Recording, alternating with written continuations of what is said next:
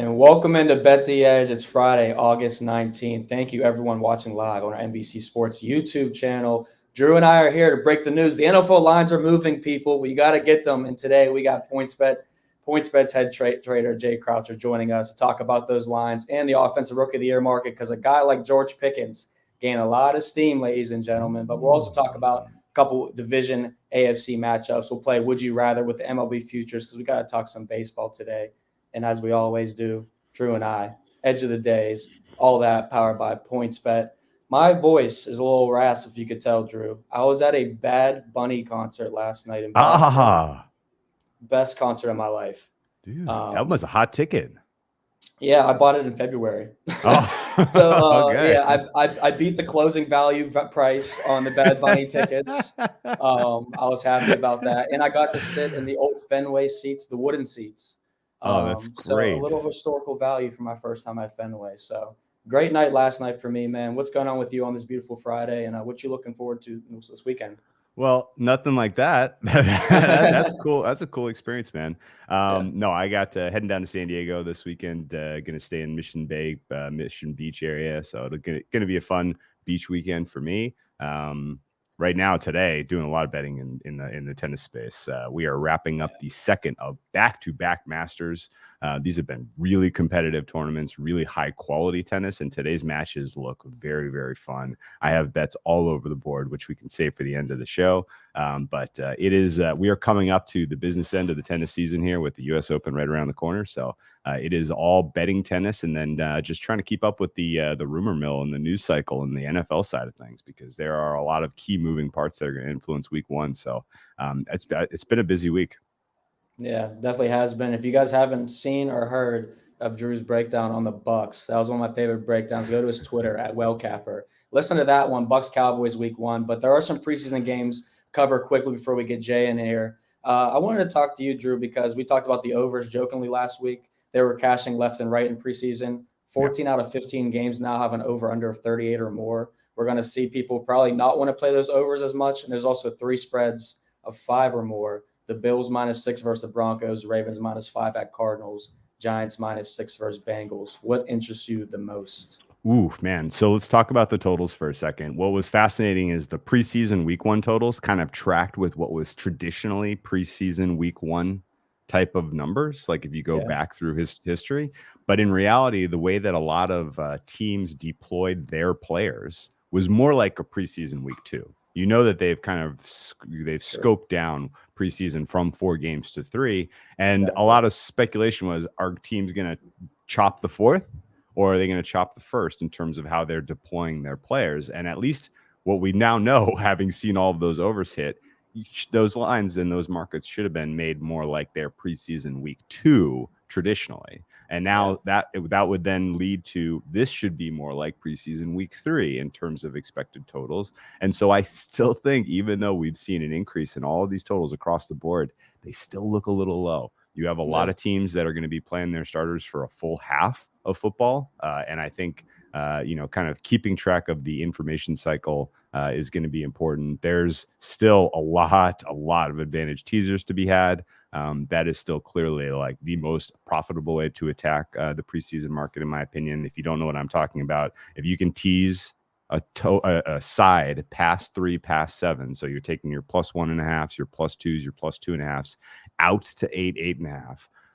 And or you can, I don't think there's any favorites on the board that fall into the advantage teaser play, but basically teasing those dogs out has been a very, very strong angle of attack, and I think there are a lot of opportunities for that this preseason week 2.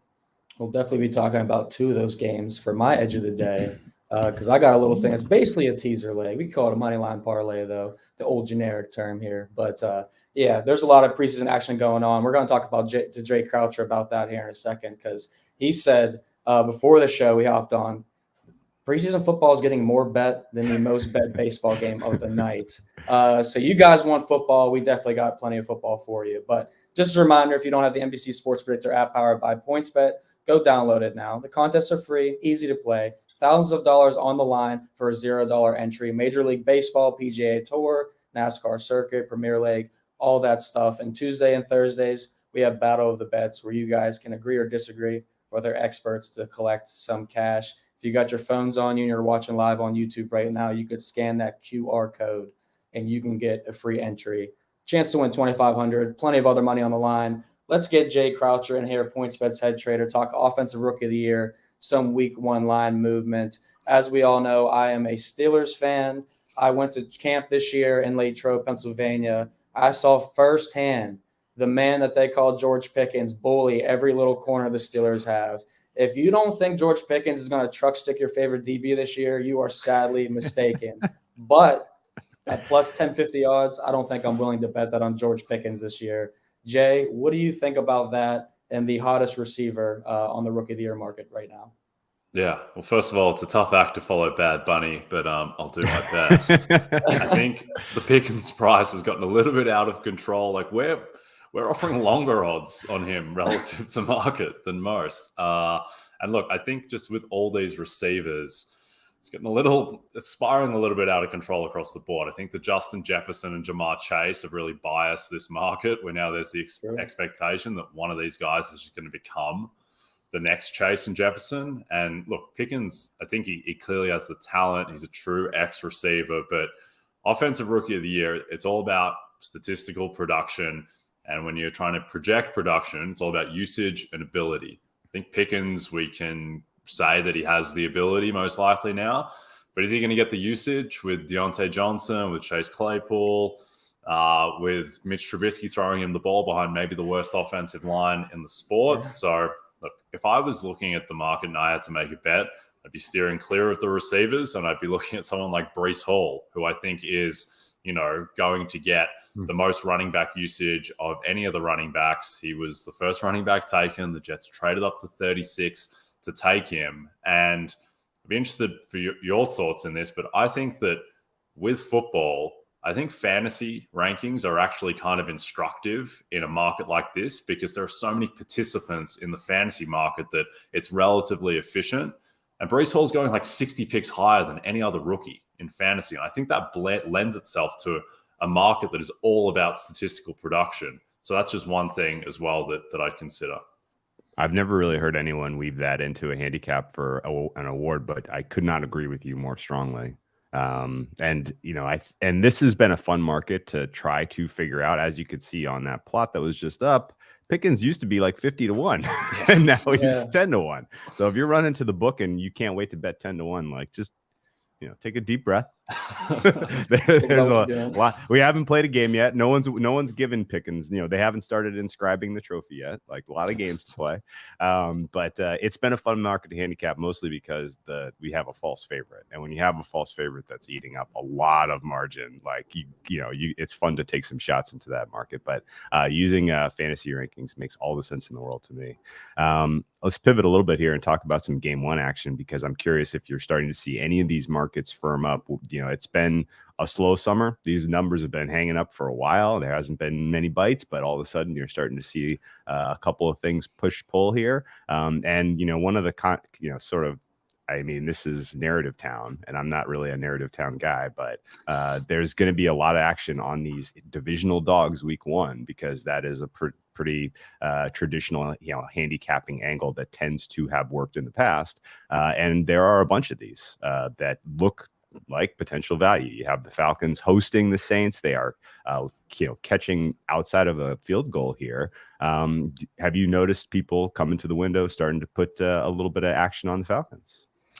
No, it's more about the Saints, which I don't really understand. I think the Falcons are being slept on as a competent team, and I don't think they're going to make the playoffs or even compete for a playoff spot. But I think this team could easily be 6-7 wins, and I think people in their heads probably have them more as a 4-win team. But Marcus Mariota, there's no sheen left on Marcus Mariota. There's nothing exciting or fun about him. But when he's been healthy, he's been fine.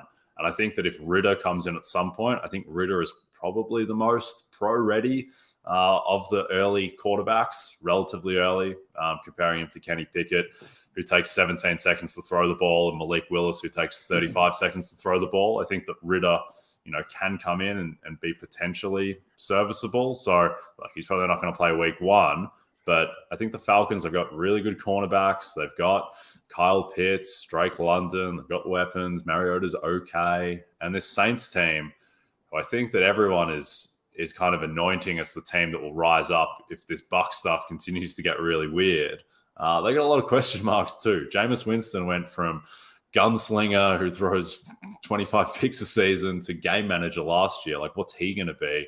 What's Michael Thomas actually going to look like? Is Chris Olave going to be offensive rookie of the year? Is that defense going to regress? Defense is the part of the game that just fluctuates naturally year to year because it's so dependent on turnovers and luck. So I think the Saints have got a lot of questions. And yeah, if I had to pick a side in this, I'd be taking the Falcons, given it's gotten out to +5 now. Yeah, I'm definitely thinking there's a potential for this to move up to like the 6.5 range. Everybody's going to want to play the Saints.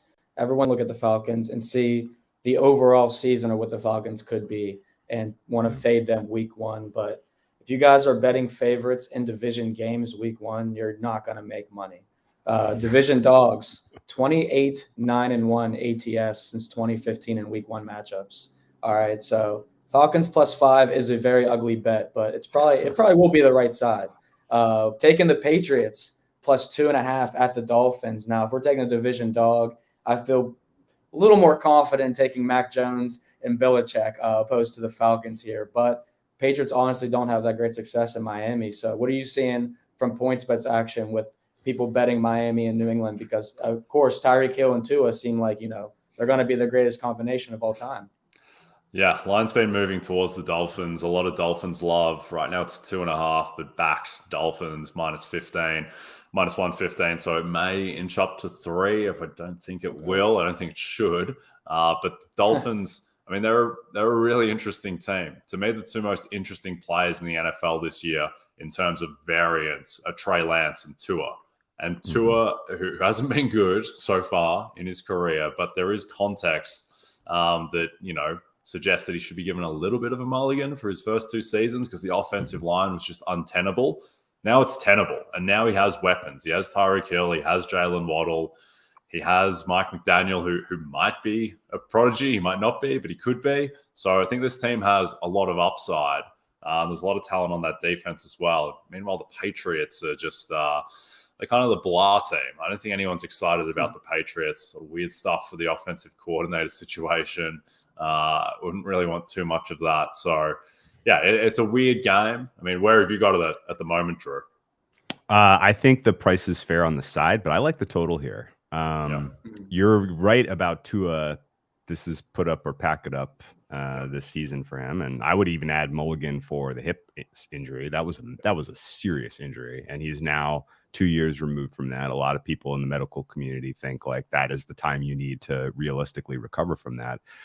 But every clip that comes across from him in camp, it's just like he's still not getting velocity on his ball. It's like, he's got accuracy that's in his pocket. Like he's on target per throw percentage was elite last year, even though it wasn't an especially deep, average depth of target.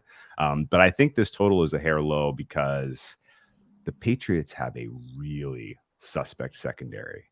They're trotting out Jalen Mills and 3 guys with the last name Jones, and they're all anonymous. And J.C. Jackson's not around anymore. Stephon Gilmore's long gone. Like the safeties are quite long in the tooth. So to me, this looks like a potential for a higher scoring affair than the market made. I played over 44. I think my fair total on this is closer to 47. I'm like 46.5 range. But I do think Miami as a small favorite under a field goal is correct. Yep. I think the thing with Tua as well is that it's kind of like James Harden's defense, where when Tua looks bad, he looks so bad. He just airmails these passes. It's like when Harden gets blown by. He's like our social media team loves Tua, and they love James Harden because there's these just viral clips that just come out almost daily. But really, I mean, he was so highly rated out of college, and I don't think between, like you said, Drew, the hip injury, between his offensive line, which was not NFL standard, I think there are reasons to believe that he can get back to being that guy. And now he's got there's no more excuses. He has to be good this year. Yeah. And if he is, it could be a really explosive offense. Yeah, definitely a lot of ability for explosiveness with Tyreek Hill and other guys. Mike Gesicki too, one of the best fantasy tight ends in all football last year. But yeah, I like that look a lot. I think people are going to overreact to the offensive coordinator situation with New England a little bit. They're going to figure it out and be a little better than we will give them credit for. So I like that look on the over too, Drew. Yeah, the only thing I can kind of add is the Patriots were extremely slow last year. They were like plodding slow in terms of pace of play. And at least what I'm seeing in getting notes from camp is the pace looks to be, quite a bit. They're making an emphasis to try to run a little bit more quick-paced offense. And whether that works is an entirely different question. But at least on paper, more offensive plays, potentially that the total is a little bit depressed. I guess the only kind of final thought on these two teams, I came into this preseason cycle like, yeah, these are kind of both borderline playoff teams. Maybe, I don't think either one's really making a challenge at the Bills, but, there's upside here. And all of that is kind of completely cooling off. Like, I think if anyone, I came in thinking AFC East, maybe a 2 playoff team division. And now I'm like, no, Bills and forget about it. Like I will be somewhat surprised if either the Dolphins or the Patriots realistically challenge for one of those very highly coveted playoff spots in a very, very competitive AFC. So ready to close the book on that division, frankly. It's Bills to lose. I'll let you kind of close thoughts here on Patriots. You have anything positive? Anybody in Beantown warm about these guys, Vaughn? I mean, not from here. Everyone seems negative on the offense. Like nothing from camp sounds positive. I should have made my way out to camp here so I could have seen them. But one thing I think they'll just really be better in, Drew, and I'm sure you'd probably agree with this, is their play action. Like they ran the ball so much last year, and Mac Jones ranked 8th overall in the NFL with 67.6% completion percentage in the play action. They were a good red zone offense too. So I think we overreact a little bit. It's the Patriots still. Belichick is still coaching. Beantown, you'll be all right. But before we get to talk Jaguars, Commanders, Raiders, Chargers, and we get some baseball in the market too, weekends are still better, everybody, with MLB Sunday Leadoff.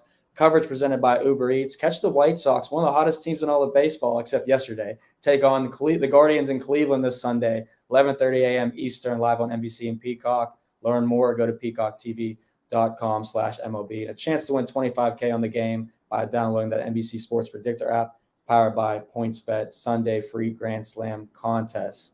Before we talk a little more baseball, though, there are some games worth speaking about in the NFL still. Week 1, we saw the Commanders now moving out to -4 over the Jaguars at home. I don't think I'm going to have a bet on either of these teams because, 1, I don't want to watch this game, and 2, I think it's a coin flip.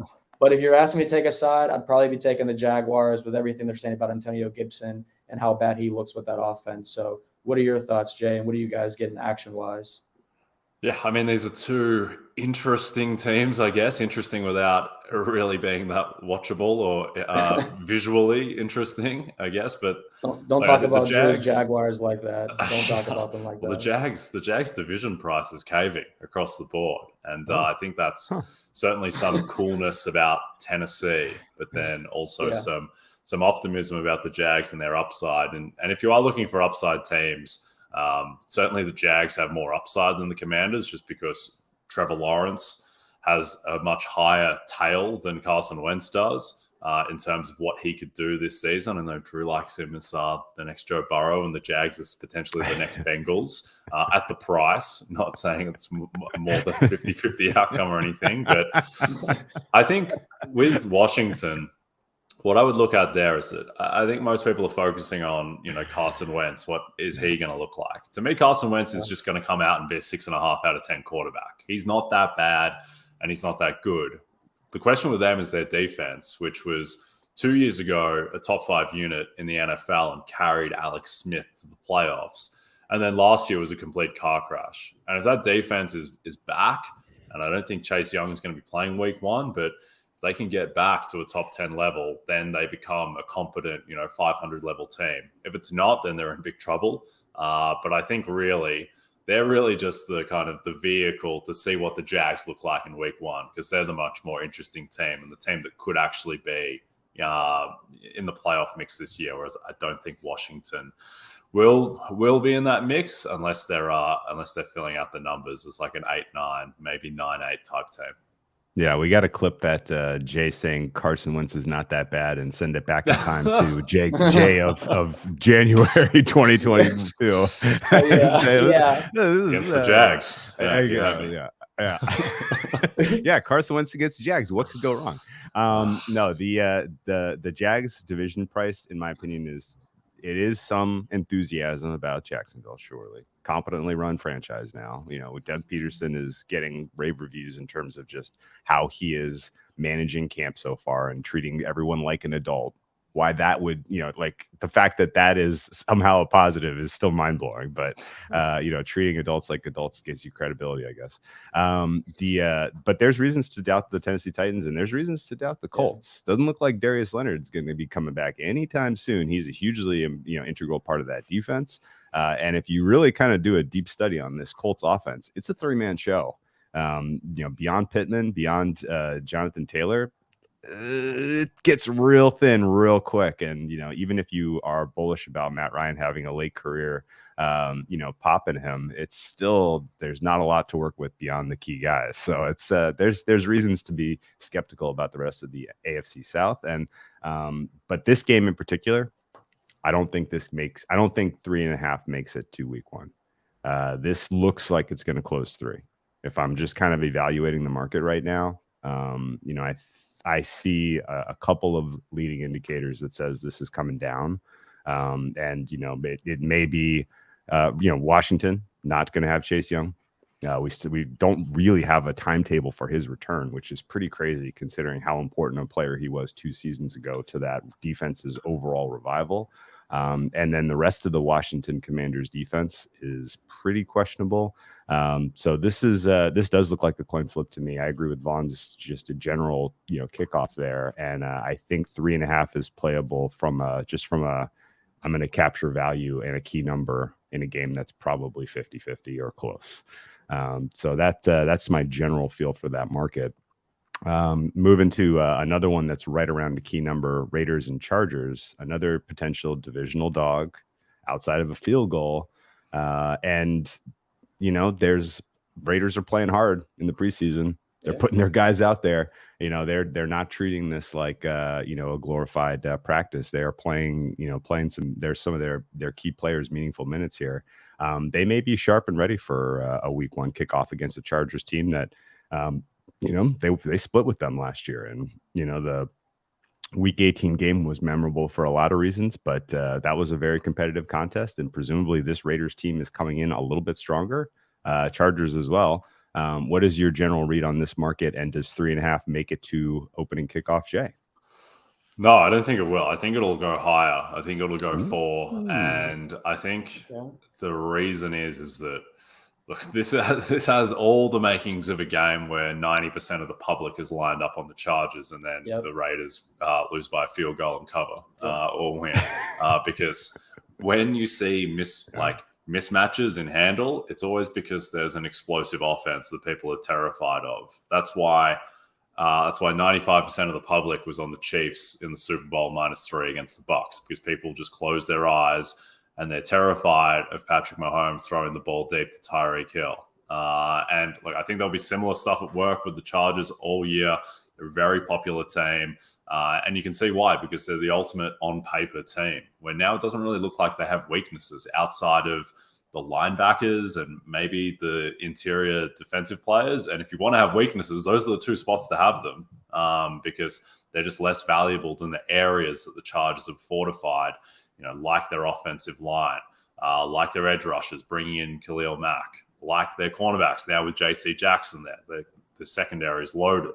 You pair J.C. Jackson with Derwin James, that's about the best 1-2 punch you can have in a secondary. So I think that there is people are maybe going a little bit overboard with the Chargers, and I'd still have them clearly behind the Chiefs in the AFC West. But the Raiders are, I think, a bit more of an unknown, just because, we don't know if Josh McDaniels is closer to Doug Peterson or closer to Urban Meyer. We just don't know that yet. We have to see it. And they have parts of their team that might just not be viable. I don't really know what their path is on defense to becoming a top 15 defense. I'm not sure what their path is on the offensive line to becoming a top 15 unit there. So I think there's big question marks. And yeah, I think all the public will certainly see all of that and line up on the Chargers. And I think that the number has maybe a bit more scope to get to 4. I'm not sure that would be the right number, but yeah, I would guess that's the way the wind is blowing. If this gets to 4, I think I have to play that. I've been staring at 3.5, like should be 3. Tempting. And yeah, it's I don't know. But at the same time, I agree with your sentiment. Like, I'm bullish Chargers. This Chargers team has a super, super soft first half of the season schedule. After they go Raiders, Chiefs, weeks 1 and 2. If they get those 2 wins, this is probably your final undefeated team, just based on sort of the next stretch of games they go through, which, at that point, basically every futures market is going to crater. If people are already in love with this team and then they go out and, put it together at an early season stretch of wins, then all of their future prices are going to get nuked. But at the same time, like, the run defense still scares me. And they have some very challenging opponents in the final quarter of their season. So there could be like a little bit of a late season swoon for this team. So decent chance you can scoop some good prices to bet against the Chargers, at least in the AFC West, once you get to about Thanksgiving. So that's my general plan of attack there. But it's conditional on them winning these first couple games. So we'll see. Yeah, no, I like that breakdown a lot. I think I'll go back to what I said about the Raiders, and Jay, I know you kind of said the same thing too. Like, we're cold on the Raiders in general this year, long season or long-term futures and everything market. But betting week 1 doesn't mean you have to bet against that team if you're betting against them in the futures market. So another divisional dog spot where the Raiders have won and covered their last 3 week 1 spots. I'd certainly be on the Raiders side before I'd be on the Chargers side. But we do have to talk some baseball, Jay, because the futures market's been heating up, my guy. And I'm sweating because I had a rough first half, so I'm relying on futures the second half to bring me home. So I thought we could do some rapid fires. A lot of these bets are bets that I already have, and they're also the 2 favorites on your PointsBet sportsbook. So let's start with, would you rather play the Yankees or the Astros to win the AL? Yankees, what a car crash. They're going to make me sweat out my AL East ticket somehow. That was supposed to be done 2 months ago.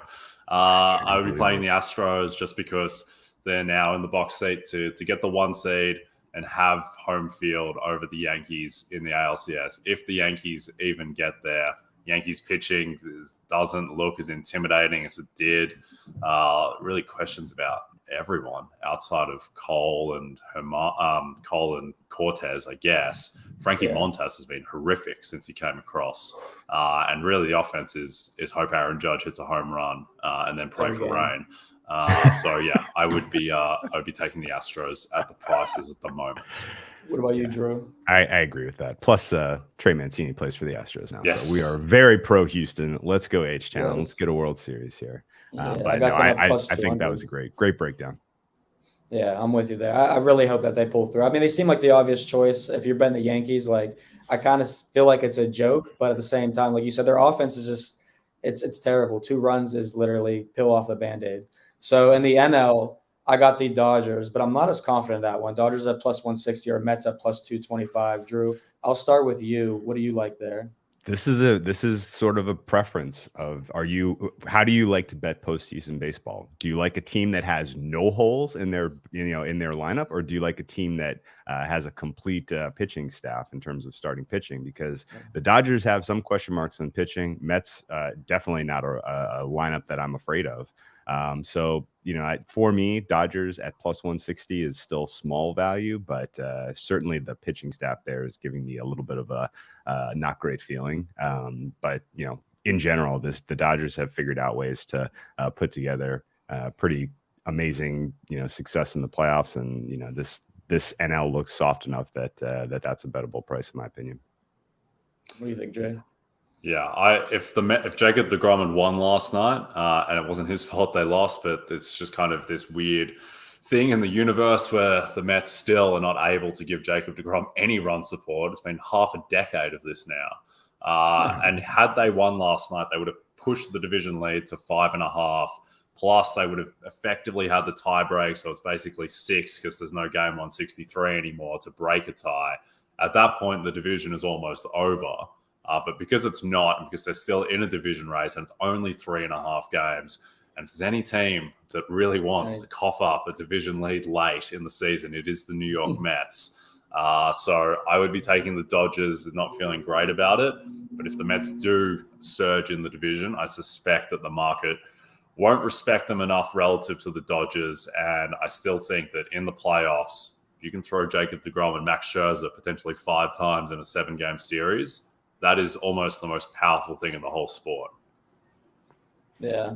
Not a whole lot for New York in the markets as much, I feel. I mean, they were the 2 most profitable teams in the first half of the season, and now it's kind of reverse on that one. We're seeing the Orioles making tons of money and the Yankees sucking up everybody's. But one team, I'm upset a little bit because I bought into Spencer Strider at -150, and I was like, yeah, it's done deal, solidified, NL Rookie of the Year, and now Michael Harris is deciding to hit like 380 this month, hitting bombs, taters left and right. What would you be betting, Jay, with Strider or Harris, the 2 Braves that are clearly down to 1 and 2?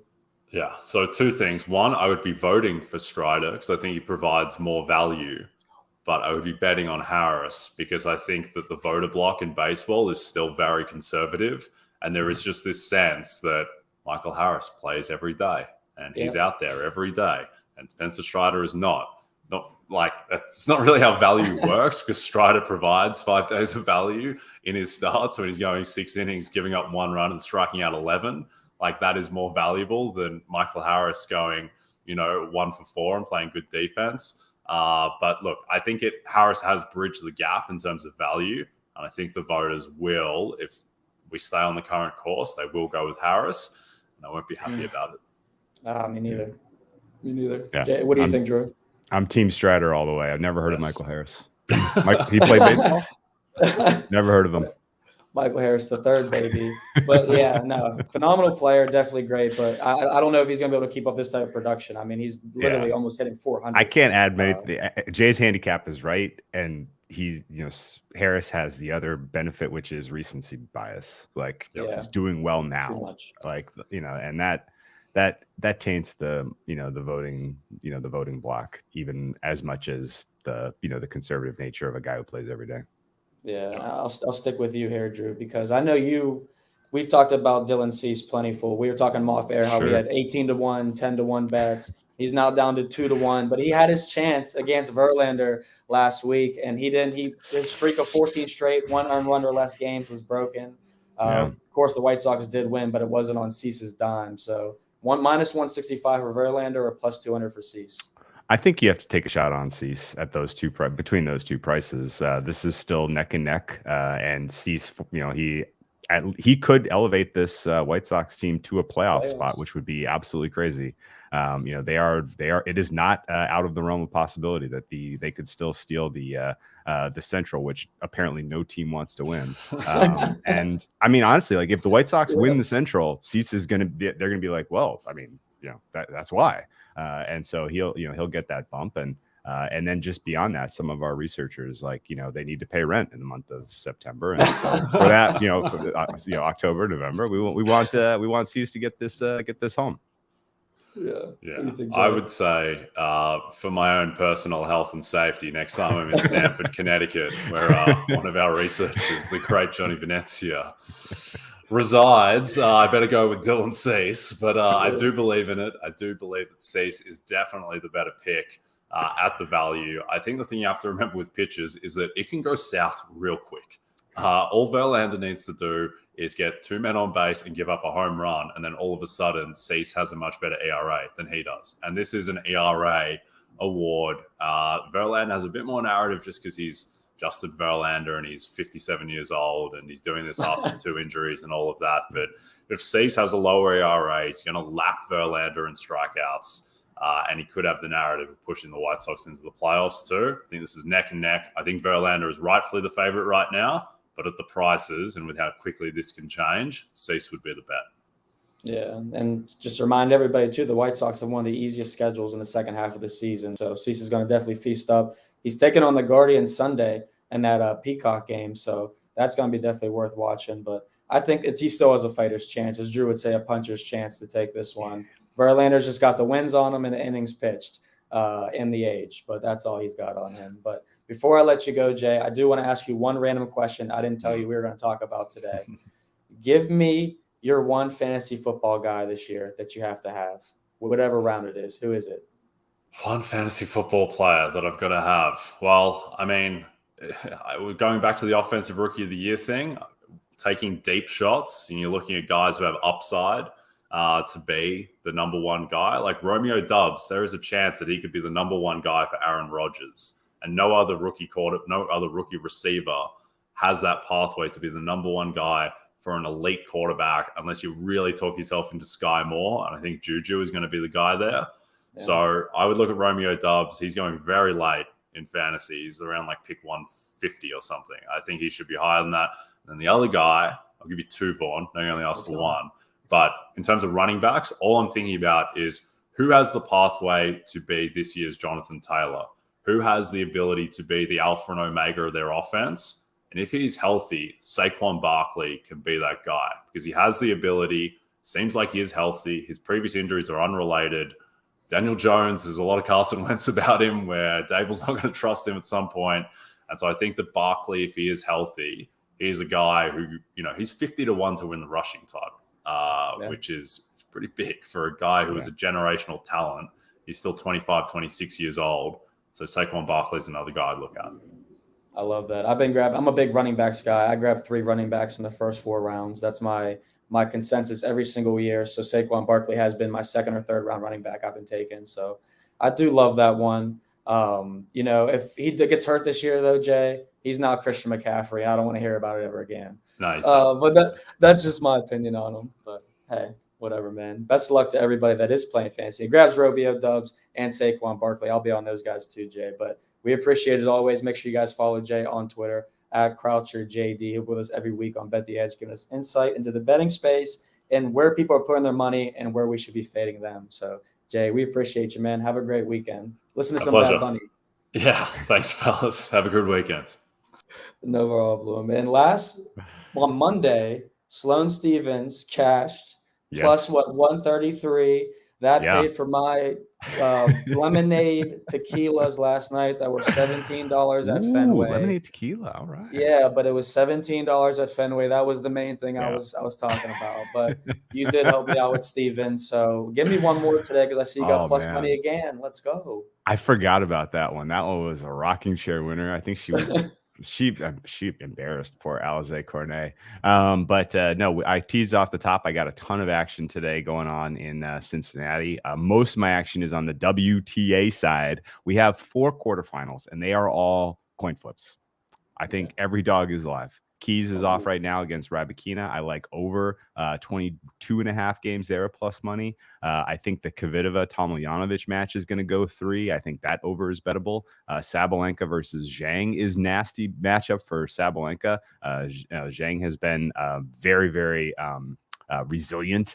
And I think that match is going to go over the total. But the one that I like the most to go 3 sets is Pegula versus Caroline Garcia. This is a close match, man. Garcia has been playing out of her mind since about the middle of the summer or beginning of the summer, middle of the spring. And, she has put together some extremely impressive results. She is going up against a white-hot Pegula. Pegula, if you didn't know, daughter of the owner of the Buffalo Bills. Some good little NFL crossover karma there. But she, in general, extremely talented on hard court. She is a tough matchup. This is lined right now -172 plus 136. I think Pegula ultimately gets this win, but this, in my opinion, goes the distance. I bet over 22.5 games. PointsBet has over 21.5, a bit juicy, and between over 21.5 at -125 or over 2.5 sets at plus 130. I think over the sets is a better number. My fair price for that is plus 115. So the fact that you can get plus 130 there is solid. These gals, they split the first 2 sets. It goes the distance. Pegula gets the win. If you want a little extra, bonus play there, Pegula 2-1 at plus 270 is a fun way to attack. Let's go. There was plenty of bonus plays in there if you guys were listening at the very beginning. So you rattled off 3 or 4 of them right there, but I love that play.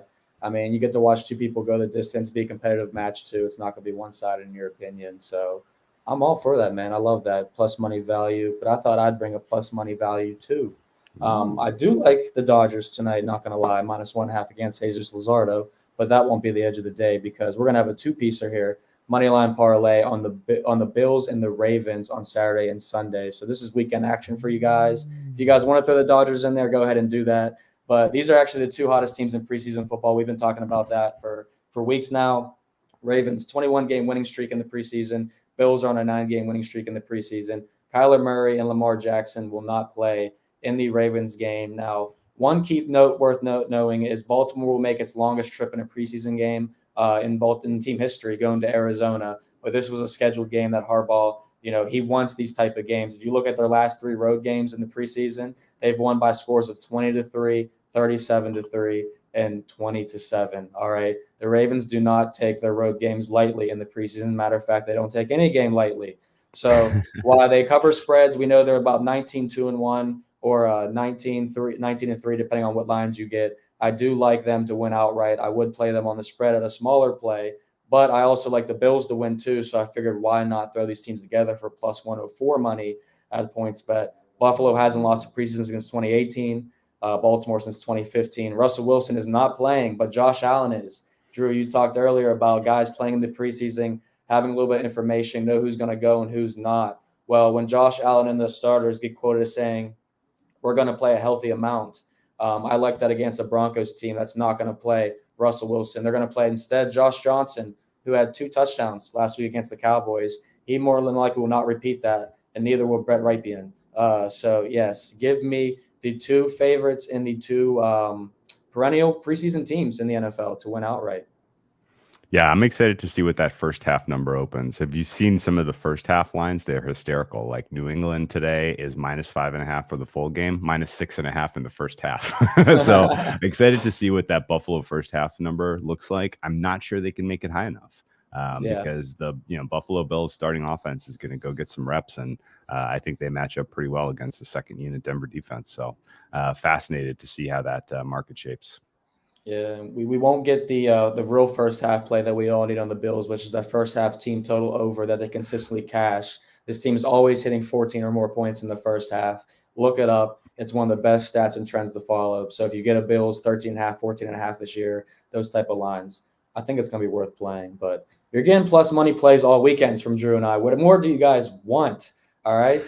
But if you do want more, I mean, go to NBCSportsEdge.com, right? All the information you need. You'll find our stuff on there. I saw Drew getting some content with Warren Sharp. Of course, we got Matthew Berry, tons of fantasy football stuff coming. We got our NFL futures and baseball futures as well. So everything you guys need is on the website. Drew, it was a great show today. Any last words for the people in this weekend?